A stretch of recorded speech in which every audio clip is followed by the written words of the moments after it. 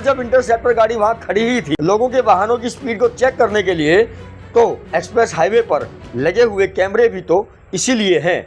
आखिरकार पुलिस की उस इंटरसेप्टर गाड़ी की वहां पर मौजूदगी की क्या आवश्यकता थी?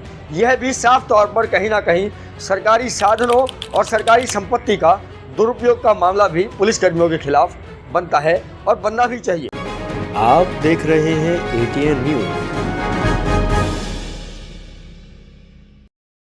Delhi Mumbai Vadodara national express highway पर एक गंभीर हादसा सामने आया है, जिसमें पुलिस की इंटरसेप्टर गाड़ी की अवैध पार्किंग और लापरवाही पूर्ण रवैये ने एक बड़े हादसे को जन्म दिया। यह घटना हाईवे पर बने एक पुल पर हुई, जहां पुलिस की इंटरसेप्टर गाड़ी बिना किसी उचित संकेत या चेतावनी के सड़क पर ही खड़ी थी।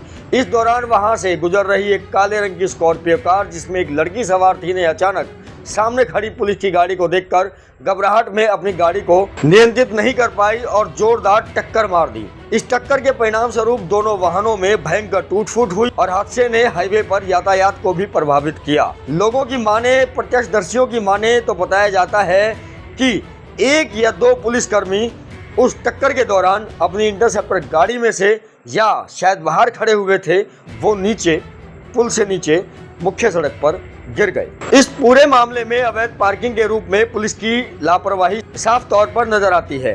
प्रत्यक्षदर्शियों के अनुसार पुलिस की इंटरसेप्टर गाड़ी बिना किसी ट्रैफिक कॉन, बिना किसी चेतावनी संकेत के खड़ी हुई थी। यह गाड़ी कथित तौर पर वाहनों की गति जांचने के लिए तैनात थी, लेकिन इसकी स्थिति, खड़े होने की स्थिति ऐसी थी कि तेज रफ्तार से आने वाले वाहनों के लिए इसे समय रहते देख पाना मुश्किल था।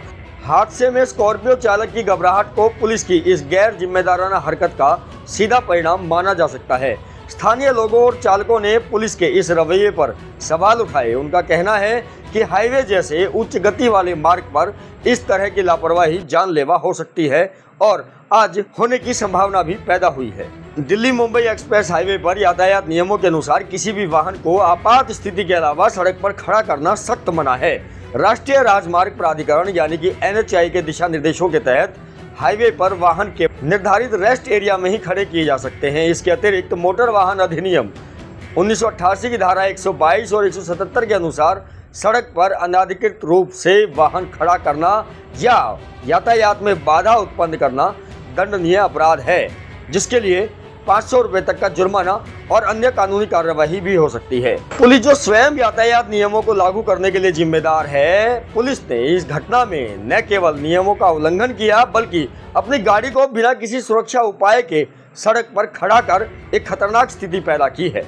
हाईवे पर लगे ANPR कैमरे और CCTV सिस्टम जो ट्रैफिक नियम तोड़ने वालों की निगरानी के लिए है, इस घटना में पुलिस की गलती को रिकॉर्ड करने में भी सहायक हो सकते हैं और इस हादसे ने स्थानीय लोगों और हाईवे उपयोगकर्ताओं में पुलिस के प्रति आक्रोश पैदा कर दिया है। कई चालकों ने आरोप लगाया है कि पुलिस अक्सर नियमों की अनदेखी कर हाईवे पर अपनी गाड़ियां खड़ी करती है, जिससे न केवल यातायात बाधित होता है बल्कि हादसों का खतरा भी बढ़ता है।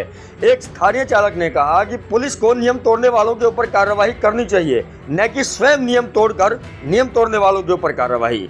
वास्तव में आज का ये हादसा पुलिस की लापरवाही का एक जीता जागता सबूत है। आज की इस घटना ने कई गंभीर सवाल खड़े किए हैं। पुलिस ने बिना सुरक्षा उपायों के अपनी गाड़ी को हाईवे पर खड़ा क्यों किया?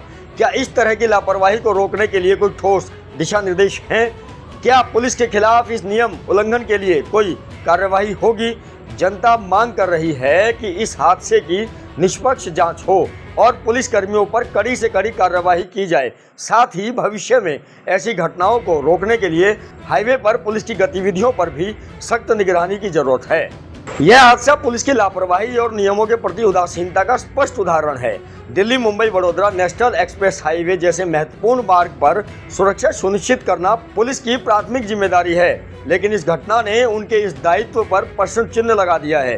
प्रशासन को चाहिए कि वह इस मामले की गहन जांच करे और भविष्य में ऐसी लापरवाही ना हो, उसे रोकने के लिए कठोर कदम उठाए। मैं फरीदाबाद ट्रैफिक पुलिस के उच्च आला अधिकारी और फरीदाबाद पुलिस के पुलिस आयुक्त महोदय से अनुरोध करता हूं कि इस पूरी घटना की तरीके से जांच की जाए और दोषियों के खिलाफ कठोर से कठोर कानूनी कार्रवाई की जाए। दोस्तों, दोबारा मिलता हूं अन्य किसी खास अपडेट के साथ। आप देख रहे थे SS राठौर को ATN न्यूज फरीदाबाद के लिए।